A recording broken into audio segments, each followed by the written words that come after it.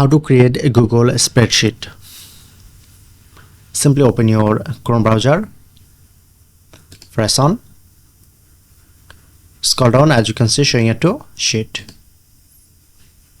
Just open this, and this is a blank sheet. Press on to open. Now create this. If you want to write name,